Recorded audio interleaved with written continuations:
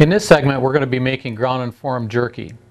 As the name implies, meat is ground and then we're going to form it. And we're going to form it using a jerky cannon, which we're just going to extrude onto screens. And we're also going to be molding into a pan, freezing it down, and then slicing pieces.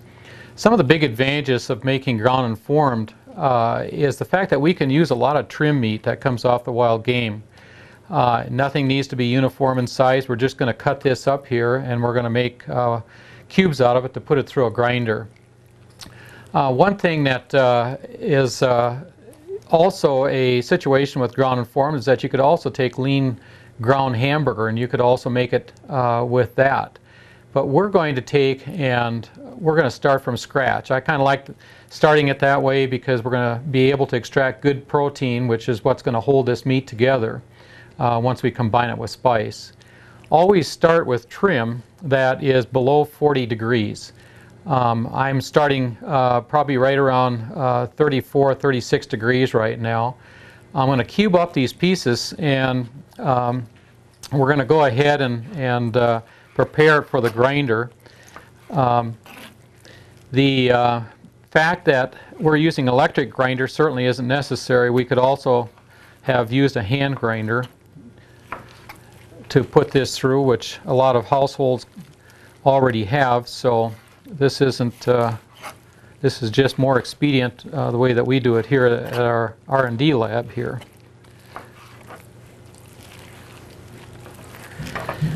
Grinding it through the grinder will normally warm it up a few degrees, so we kind of want to get through these processes fairly quick here so we don't let the meat come up in temperature and sustain itself over 40 degrees. So doing this step makes it a lot easier to feed the grinder. I've got a piece here that's got some sinew in it, which I'm just going to trim off just like I'm skinning a fish. And I'll throw that aside here. Now we're going to grind this. What I'm going to do with our grinding part here is I'm just going to grind it through a sausage plate. I'm only going to grind once.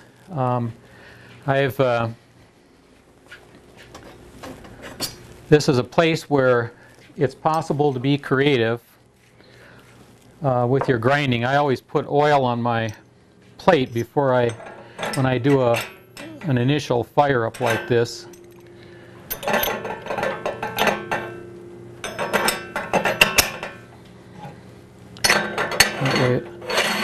It preserves the plate. Just going to hand tighten this and load this up and try to get meat to the grinding head as soon as possible.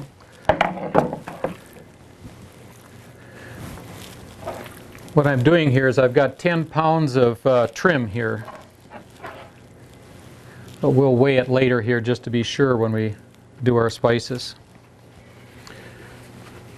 Okay, the noise will start here.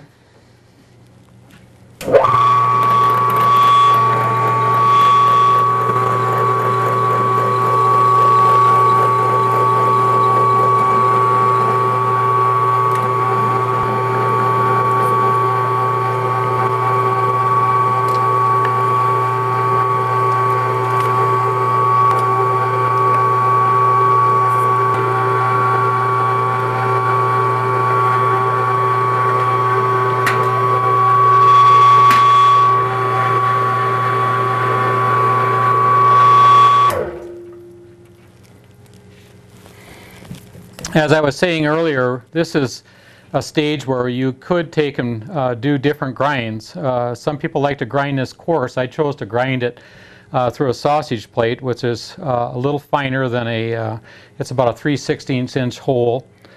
I'm only going to grind once and mix seasonings, and then we're going to go ahead and extrude and form right from there. However, some people like a finer emulsion when they do this, so they'll take and spice. Do an initial grind and do a spice and then regrind through perhaps a fine plate or through the same plate that they started with. So we're ready right now to go ahead and clean things up and we'll be spicing this batch. basically with ground and formed, we increase the spice. This would amount to about 13.6 ounces for 12 pounds of meat as opposed to 13.6 ounces for 15 pounds of meat. Because the fact that when you season whole muscle meat, all the spice lays on the outside and you immediately get it to your taste buds. In ground and formed, the spice is mixed in. So essentially our recipe cards have that split out and shows you the increased portions that would be required for the ground and formed as opposed to the whole muscle. So what we're going to do here is we're going to take, and I've got 10 pounds of meat if I didn't mention it before, which takes, according to this card right here, 1.5 cups of spice. So that's what I've got measured out here. We're going to be using our sweet and spicy mix here on this. It makes excellent jerky out of ground and formed here. The card here calls for 1.25 teaspoons of cure, and as we've said before, this is a measurement that we want to make fairly accurate. This is, it takes 1/8 teaspoon per pound of meat. And I mix this with the spice because I want it to be thoroughly distributed in the spice and thoroughly distributed in the meat. I'm not going to be mixing water in with this meat, so I'm going to rely upon our mixing to adequately distribute this cure and spice. What I want to do here is that I want to take and mix fairly well here because I want to start drawing and extracting protein.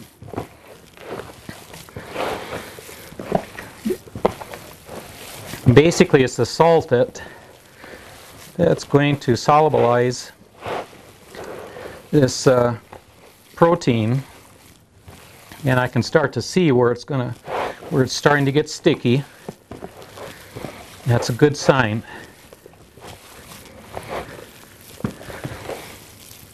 I feel that we've got a pretty good bind right now, a pretty good mix. As I said, I'm only going to grind this once, and so I'm ready to extrude right now and put it into a jerky cannon. So that's where we are right now.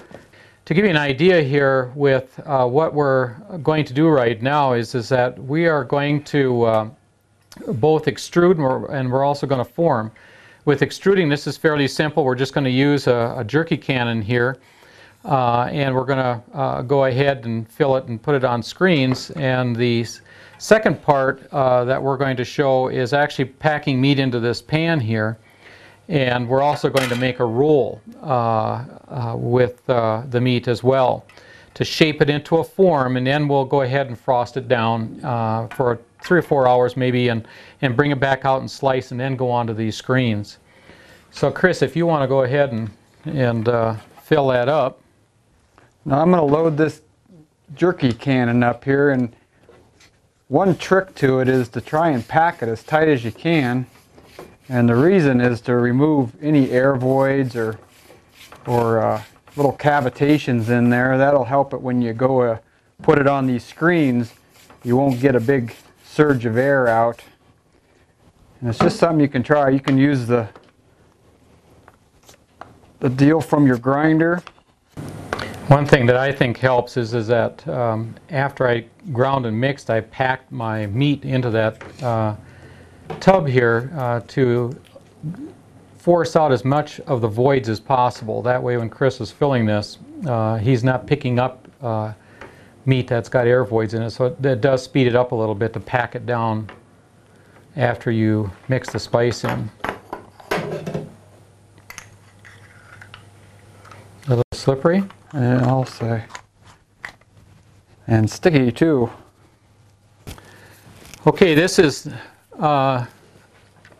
basically the part where we're going to extrude, I'm just going to bring that down a little bit so that I think I'm going to start on this side, and this makes it very easy and quick to do. One of the things I like about extruding is that you have a nice uniform width, you have a nice uniform thickness, and that really helps when we're going to be thermal processing. It all should cook uniformly.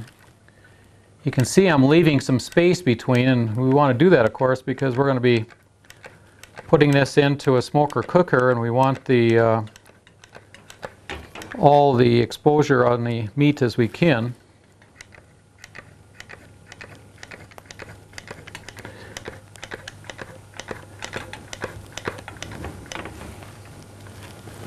I wanted to go ahead and just show here where you can be a little bit creative with this. Again, we were making sweet and spicy, but I'm just going to go ahead and take a little bit of butcher pepper here and just sprinkle a little bit on top. If you recall what I was saying, that the spice is on the inside of this meat here, and this kind of gives it the spice that'll hit your tongue right away after you cook it. Some people kind of like to push this down into the meat, into the protein, so that it locks it in.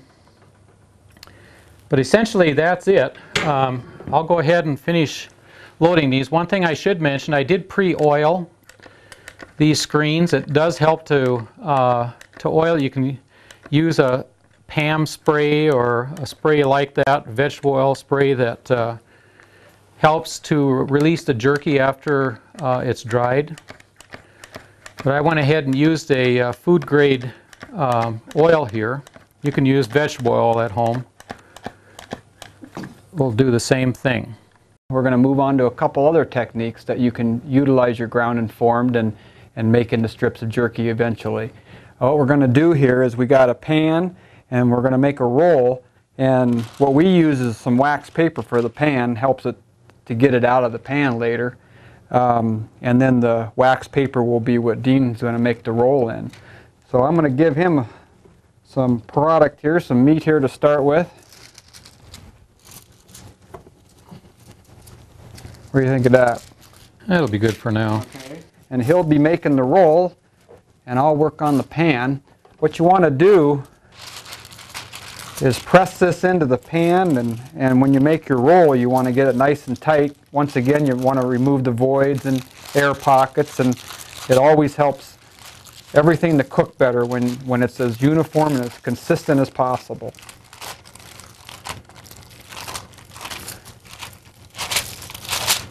Pretty simple and straightforward. You just fill up the pan, and you can see what Dean's doing there is forming the roll.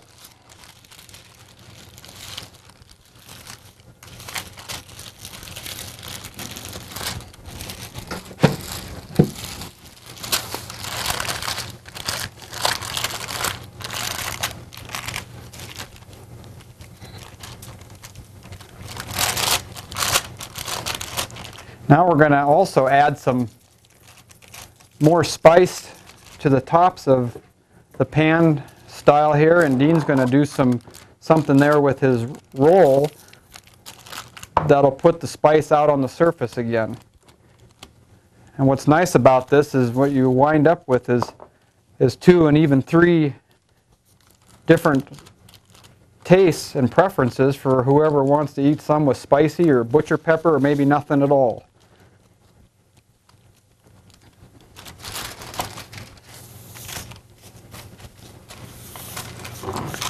I'm going to do the same thing with this pan style.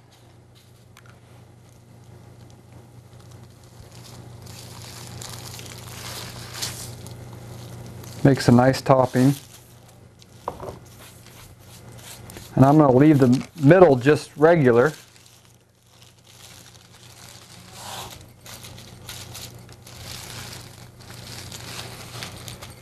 And try the butcher pepper on this end. And then where we're going to go to from here is the freezer. And usually 3-4 hours is sufficient to set it up so you can bring it back out and get it cut into strips. One thing that should be mentioned about ground form jerky is the flexibility of what you're doing here with this meat. Now we've seasoned it and we've made extruded and we've made form type jerky, which we'll be bringing it out later.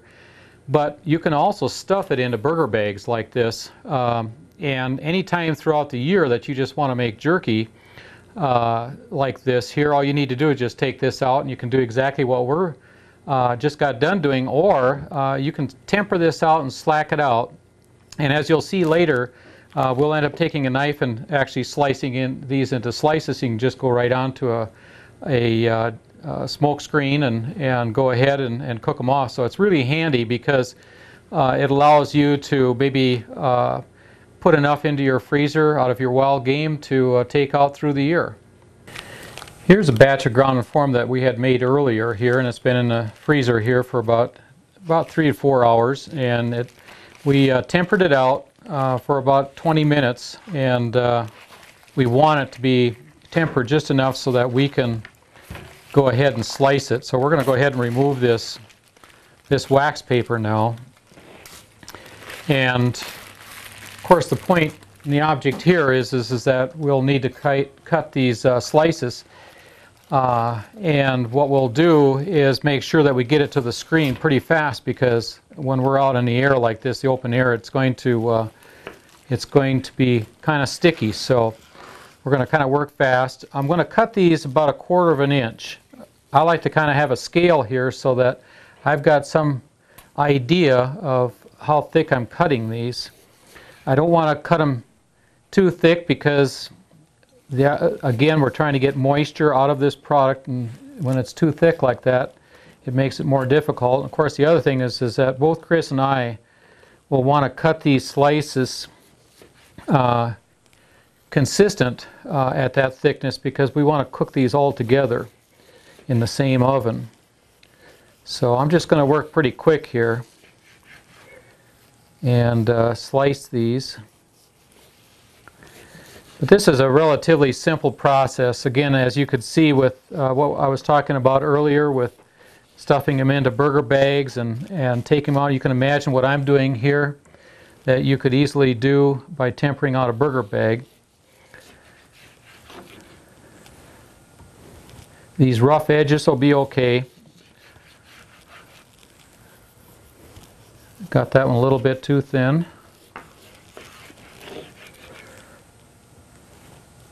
Thin is better than thick. Just for class, I'm going to take and cut up some of this one that we coated with our little blend of crushed chili peppers. That's something about this that you could do. You can dream up all kinds of little combinations for something like this. Obviously, what you can do is take and sprinkle the tops of these. I sprinkled the edges there. I kind of felt that a little bit goes a long ways when it hits your tongue on this hot seasoning. But if you really want to go for it, the topping can be put right on these flat pieces like this, and that'll work fine. The other thing that before we go into the thermal processing here, we'll want this to temper out now and thaw out. We don't want to put frozen product into the cooker smoker. And I should be saying that this also could be made in an oven, a home oven. It can also be put on a dehydrator tray. We'll be doing all of that in the segment that we have called thermal processing. So I guess I'm done here, Chris. Me too. All right. Well, we hope we've given you an idea of how simple this process is. This is really quite easy. Anybody really can do this at home and make excellent jerky here. So.